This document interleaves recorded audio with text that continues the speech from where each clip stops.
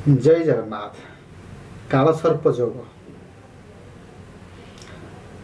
कालसर्प जोग कथा शुणिले आमे भयभीत हो जाऊे। से कालसर्प जोग कौन केमती किभली कंडीशन थिले जन्मजात करे आमे कहिबा कालसर्प जोग। देखंतु जदि जन्मकुंडली रे राहु एवं केतु साधारणतः राहु जो अवस्थान करेंगे, जो भाव में रहिबे, जो घरे रहिबे तार ठीक अपोजिट रे केतु रहिबे निश्चित भाव।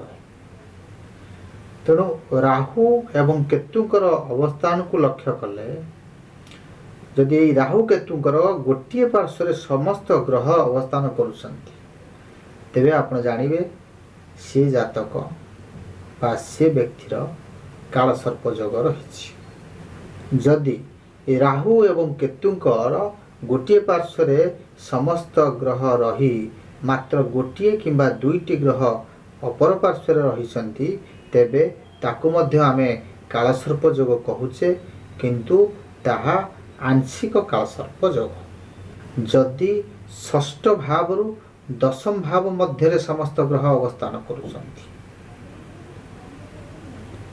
लग्न ठारू देखिबे षष्ठ भाव 6 रु 12 षष्ठ भाव रु द्वादश भाव पर्यंत एथिरे यदि समस्त ग्रह अवस्थान करुछंती तेबे सेटा उदित कालसर्प जोग।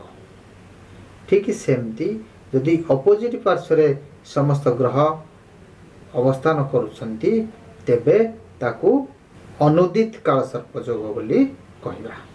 साधारणतः राहु को आमे सर्पर मुंड बोली मानि थाउ, ठीक से भली भाव रे केतु को आमे लांज बोली मानि थाउ। काल काल सर्प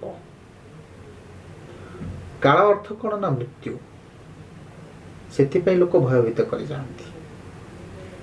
जदि कालसर्प जन्मजात करे अन्य ग्रहस्थ सबू शुभ स्थान रछंती, राहु केतुंकर गोटे पार्श्व समस्त ग्रह अवस्थान करिसंती, शुभ स्थान रे अछंती, शुभ स्वगृह रे अछंती, उच्च रे अछंती, वर्गोत्तम होइकी अछंती, बा मूल त्रिकोण रे अछंती, बा केंद्र एवं कोण रे अवस्थान करुछंती, से जातक निश्चित भाव रे अग्रगण्य हबा, सफलतार शीर्ष रे पहुंचबा, शक्तिशाली हबा।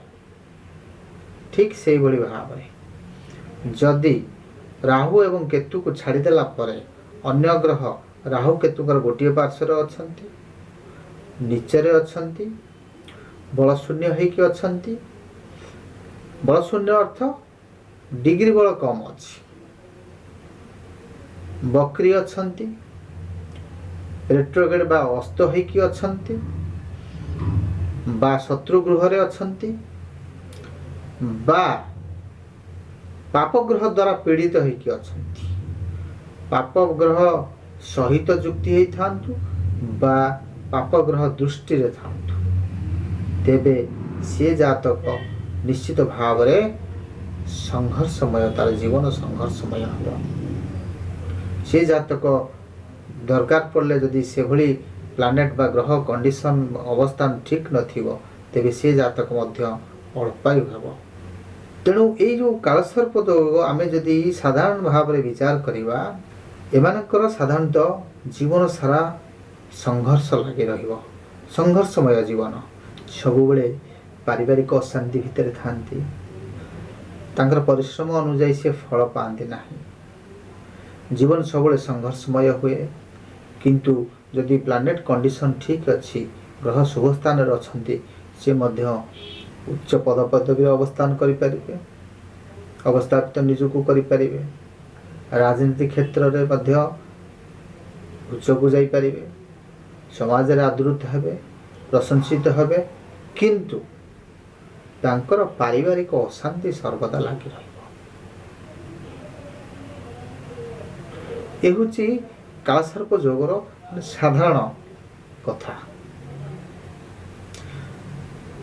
जदि आमे कालसर्प जोग को विभक्त करिबा यह 12 भाव 12टा भाग विभक्त।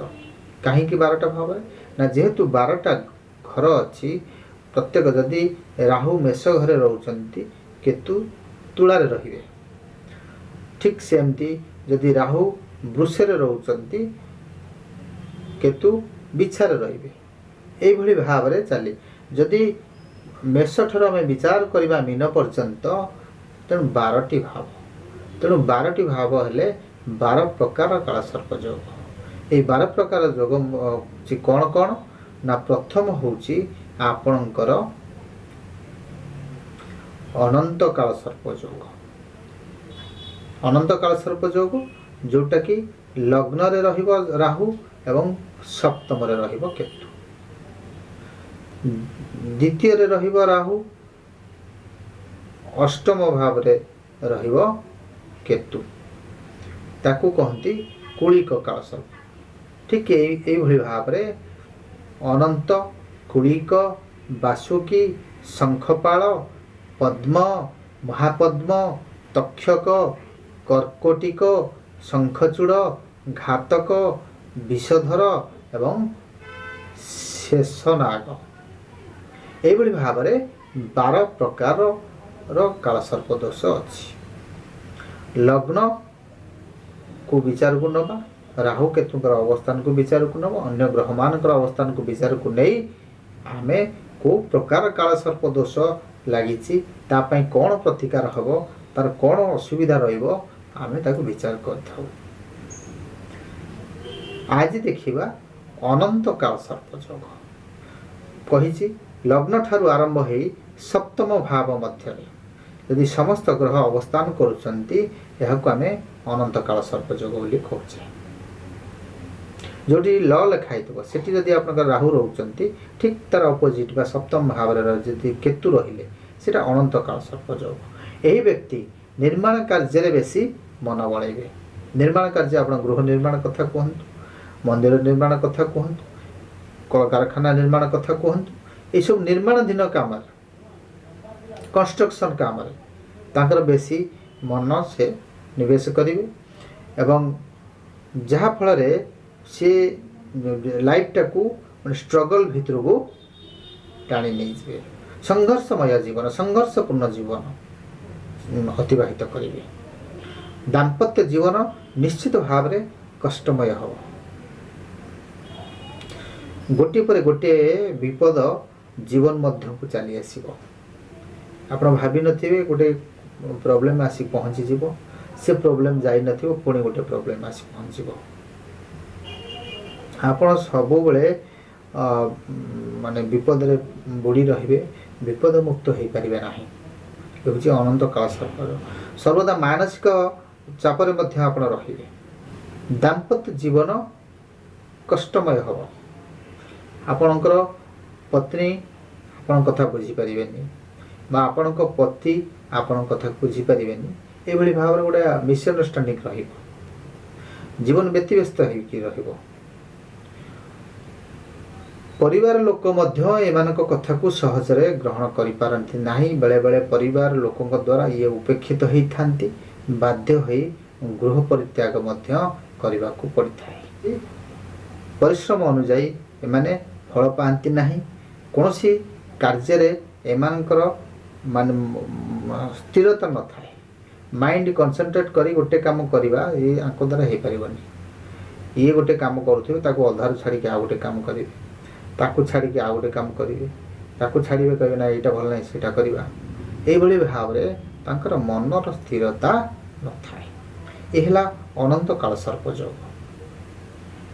वर्तमान देखिबा प्रतिकार स्वरूप जदि आपण देखिले आपणकर जन्म कुंडली रे अनंत कालसर्प योग रहिछि तेबे प्रतिकार स्वरूप किछि खसा नै आपण एथे खसा लडू जोटा कहते से खसा खसा किछि नै गोमूत्र रे भिजई लाल कपड़ा रे बा सालू कना रे गुड़े ताकू शोथिबा निजे जो घरे शोचंती से मुंड ऊपर रखिबा पई चेष्टा करिवे।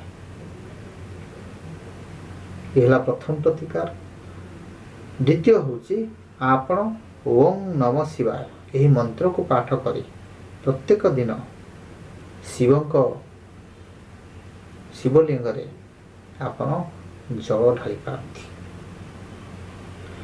108 ଥର ନହେଲେ ମଧ୍ୟ ଆପଣ ଅତି କମରେ 21 ଥର ଏହି ମନ୍ତ୍ରକୁ ଜପ କରି ଜଳ ଢାଳି ପାରନ୍ତି। ଏହି ସାମାନ୍ୟ ପ୍ରତିକାର କଲେ ଆପଣଙ୍କର ନିଶ୍ଚିତ ଜୀବନଚର୍ଯ୍ୟା ସୁଖମୟ ହେବ। ରହୁଛି।